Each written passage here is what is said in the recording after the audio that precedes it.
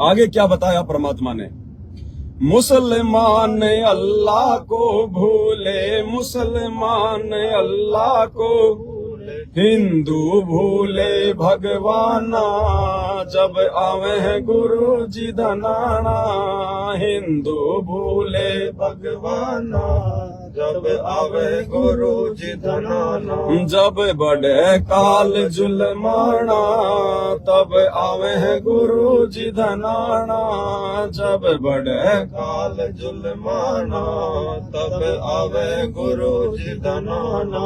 कहते हैं जब मुसलमान अपने अल्लाह को भूल जाता है, मुसलमान धर्म के वो काजी, मौलवी, मुल्ला, वो पीर, पैगंबर, जब वो पूरे समाज को काल साधना पर लगा देते हैं, शैतान की इबादत पर लगा देते हैं, तौरेत, जबूर, इंजिल, कुरान शरीफ, वो हदीसें, वो कुरान मजीद, इन शास्त्रों के विपरीत जब वो ज्ञान समाज को देने लगते हैं और लोगों को उस इबादत का सही तरीके से फायदा नहीं मिलता है।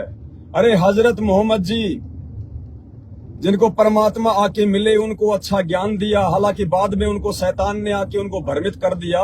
उन्होंने उस परमात्मा की भक्ति को छोड़ के फिर शैतान की भक्ति को आगे लोगों को बताना शुरू जो है वो किया। तो जब उनको परमात्मा मिले, उन्होंने बहुत अच्छा ज्ञान दिया। उस हजरत मोहम्मद ने जिसकी 63 साल तक आयु थी, वो 63 साल तक जिया, उसके बाद वो भयंकर बीमारी से, बुखार से तड़प तड़प के मरा।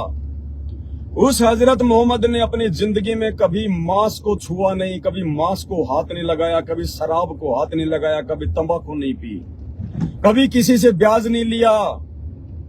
आज उस हजरत मोहम्मद के अनुयायी, उस इस्लाम को मानने वाले मुसलमान आज दुनिया में पहले नंबर पर है, मांस खाने में पहले नंबर पर। इतनी गिरावट आ चुकी है।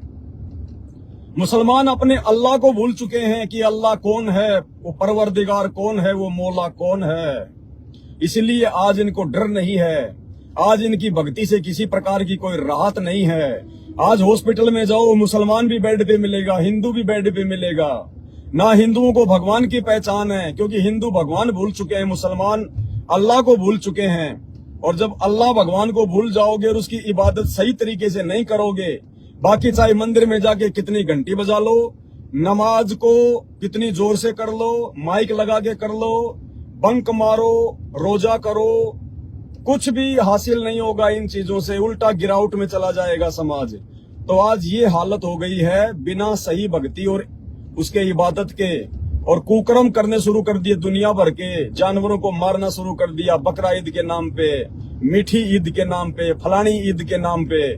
दिन में तो रोजा करो, रात को कोई गाय काट रहा है, कोई मुर्गा काट रहा है, कोई बकरा काट रहा है। कैसे वो अल्लाह तुमसे प्रसन्न होगा? उस अल्लाह की आत्मा को, उस अल्लाह की रूह को तुम तड़पा तड़पा कर मार रहे हो, और फिर अल्लाह के लिए रोजा करते हो, अल्लाह को तुम प्रसन्न करने का प्रयास कर रहे हो। अरे किसी धनी साहूकार आदमी को तुम मतलब जो है खुश करना चाहो कि ये मेरी मदद करे, और उसके सामने तुम उसके बच्चे का जो है गला काट रहे हो, वो धनी आदमी तुमसे कभी प्रसन्न नहीं होगा। एक तरफ तो तुम अल्लाह भगवान की इबादत करते हो, रोजा करते हो, नमाज करते हो, ईद मनाते हो, और दूसरी तरफ उसी अल्लाह की रूह, बकरे, मुर्गे, इनको तुम काट काट के खाते हो। जन्नत का दरवाजा भी नहीं देख पाओगे, भयंकर दुर्गति होगी, भयंकर दुर्गति। तो कहते हैं मुसलमान अल्लाह को भूले, मुसलमान अल्लाह को भूले, हिंदू भूले भगवाना, जब आवे हैं गुरु जी धनाना, हिंदू भूले भगवाना, जब आवे गुरु जी धनाना। मुसलमान अल्लाह को भूल गए, हिंदू भगवान को भूल गए। अगर हिंदुओं को अपना भगवान याद होता तो 50 भगवानों को पूजने की जरूरत नहीं पड़ती। अरे सोमवार को शंकर जी का व्रत कर लेते हैं, मंगलवार को हनुमान जी को भगवान बना लेते हैं, बुधवार को गणेश जी के मंदिर में चले जाते हैं, बृहस्पतिवार को किसी और जो है कर्म धर्म में लगे रहते हैं, शुक्रवार को संतोषी माता की कथा कर लेते हैं, सत्यनारायण की कथा कर लेते हैं, शनिवार को शनि महाराज के तेल चढ़ाने पहुंच जाते हैं, रविवार को भैरू जी के शराब चढ़ाने पहुंच जाते हैं, तो कभी दुर्गा माता के चले जाते हैं। अगर तुम्हें भगवान की जानकारी होती तो 50 को पूजने की जरूरत नहीं होती। अरे 100 आदमियों की भीड़ में जिस आदमी को अपने बाप की शक्ल याद है, अपने बाप की पहचान है, वो दूसरे को जाके अपना बाप नहीं बता सकता। वो 10 आदमियों के सिर पे जाके हाथ नहीं रखेगा कि हो सकता है ये मेरा बाप होगा, हो सकता है ये मेरा बाप होगा, हो सकता है ये मेरा बाप होगा। वो सीधा अपने बाप को जाके बोलेगा चलो पिताजी अपने घर पे चलते हैं, खाना खाइए। क्यों? क्योंकि उस आदमी को अपने बाप की पहचान है। वो 100 शक्लें भी उसके बाप के जैसी ही हैं, लेकिन अपने बाप को वो बेटा पहचान लेगा। तो भाई अगर हिंदुओं को अगर अपने भगवान की पहचान होती, क्योंकि भगवान तो एक होता है ना, सबका मालिक एक। साईं बाबा क्या कहते थे? सबका मालिक एक। वो साईं बाबा को भी नहीं पता था कि सबका मालिक एक कौन है, वो खाली बोलता ही बोलता था। उसने कभी जिंदगी में नहीं बताया कि सबका मालिक एक कौन है, उसका नाम क्या है, जिंदगी में नहीं बताया। और क्या कहता था? उंगली ऊपर करके सबका मालिक एक, कि वो एक है, लेकिन ये किसी को नहीं बताया, क्योंकि उसको बेचारे को खुद को नहीं पता चला कि सबका मालिक एक कौन है। और उसी को पूजने लग गए, साईं बाबा को ही पूजने लग गए, जिसको खुद को पता नहीं कि सबका मालिक एक कौन है। अगर बताया है किसी किताब में तो बता दो सबका मालिक एक कौन है, और साबित करो फिर वेदों से और गीता जी से क्या वही सबका मालिक है। तो भाई बहनों, आज कोई हिंदू बरसाना जा रहा है, कोई मथुरा जा रहा है, कोई तिरुपति जा रहा है, कोई बालाजी जा रहा है, कोई श्याम जी जा रहा है, कोई बरसाने में जा रहा है, दुनिया भर के कोई माता जी के मंदिर में जा रहा है, कोई राम मंदिर में जा रहा है। क्यों? क्योंकि हिंदू अपने बाप को भूल चुके हैं, हिंदू अपने भगवान को भूल चुके हैं। मन में आता है उसी को अपना बाप बना लेते हैं।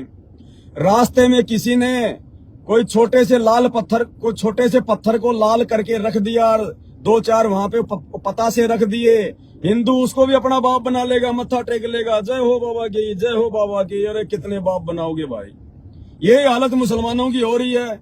हर बस स्टैंड के बाहर, हर रेलवे स्टैंड के बाहर इनके बाप मिल जाते हैं। आपको मजार मिल जाएगी, आप जगह जगह आपको जो मतलब मस्जिदें मिल जाएंगी, सबके जाके मत्था टेकेंगे। कभी मक्का जाएंगे, कभी मदीना जाएंगे, कभी मोइनुद्दीन चिश्ती की वहां जाएंगे, कभी कौन सी दरगाह पे जाएंगे। हर स्टेट में ना जाने कितने दरगाह हैं, कितनी मजारे हैं। जहां जाते हैं वहीं उसी को अपना बाप बना लेते हैं, उसी को अपना अल्लाह मान लेते हैं। तो ना हिंदुओं को अपने बाप का पता, ना मुसलमानों को अपने बाप का पता। अरे पूरी सृष्टि के बाप का पता केवल संत रामपाल जी के भक्तों को पता चला है, क्योंकि संत रामपाल जी खुद सबका बाप है, पूरी सृष्टि का बाप है। ये सभी आत्माओं का जनक है, उत्पत्ति करता है, सभी रूह को पैदा करने वाला है। और इस बाप की पहचान भाई केवल इनके सत्संग सुनने से होगी। संत रामपाल जी के भगत, जब से हमें अपने बाप की पहचान हुई है, अल्लाह और भगवान की पहचान हुई है। संत रामपाल जी के भगत आपको किसी भी मंदिर, मस्जिद, चर्च, गुरुद्वारे, माता, मसाणी, भैरव, भूत, सेठ, शीतला, हनुमान, पीर, पैगंबर, कुतुब, ओलिया, सुरनर, मुनिजन, ज्ञानी, दुनिया भर के और जो समाधि वगैरह, कोई तीर्थ धाम वगैरह, नीलकंठ, हरिद्वार, केदारनाथ, बद्रीनाथ, मथुरा, बरसाना, जगन्नाथ, संत रामपाल जी के भगत आपको कहीं भी माथा टेकता हुआ नहीं मिलेंगे, कहीं भी धक्के खाते हुए नहीं मिलेंगे। संत रामपाल जी का भगत आपको कावड़ लाता हुआ नहीं मिलेगा। जैसे दुनिया में कोई भी सरदार भीख मांगता हुआ नहीं मिलेगा, बाकी हिंदू आपको भीख मांगता मिलेगा, मुसलमान आपको भीख मांगता मिलेगा।